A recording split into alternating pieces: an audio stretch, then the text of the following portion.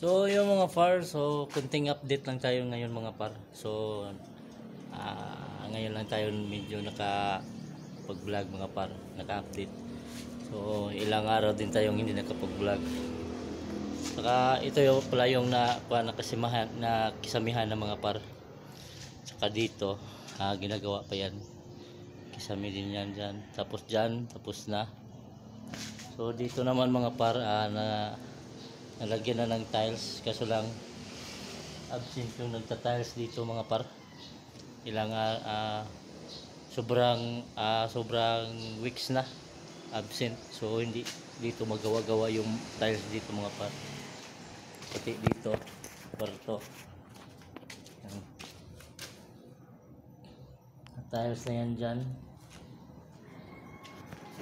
So daming kuan dito mga par. So may design to dito sa taas, kagaya dito, kagaya niyan may kahoy sa gitna.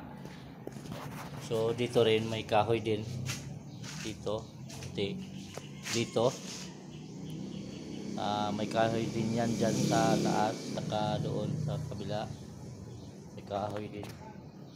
So sa baba mga par may gudin din, may design din na kahoy. Tapos yun, bugahan lang.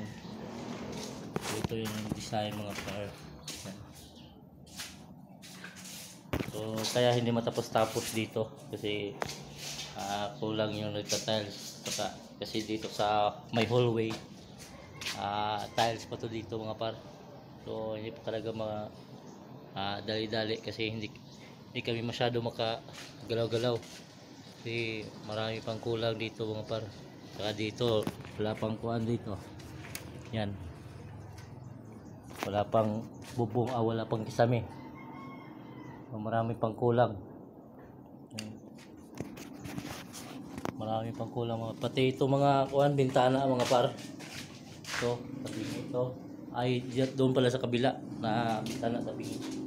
So ito ayusin to, lahat ng mga bintana ayusin kasi napansin ni sir yung may-ari ng bahay na may mga kuwan mga par, may mga mali. So pababalikin yun sila, ayusin yung mga bintana mga par. So dito naman na okay na dito mga par, ito okay na yan. So ang kulang na lang, ito na lang yung kisame, ito yung design dito saka doon sa baba kabila. So nag-update lang tayo ngayon mga par. So hindi tayo medyo nakapag-vlog at yun, bibili na naman kami ngayon ng ulam mga par. So maya na siguro mga alas 5 kasi malapit na naman yung alas 5. So andyan naman yung kuwan nabibinta ng isda. So tilapia lang muna yung ulam namin ngayon kasi yun lang ang yung kuha natin. Kasi pag manok kasi tsaka baboy protein na kasi, protein na pangit pag protein, hindi mo malasa masyado yung kuha mga par, masyado fresco. Pero pag martes naman may kuha naman dito, may magtitinda naman dito pag martes. Yun. So yun lang mga par. So kunting update lang ako ngayon mga par. So yun lang.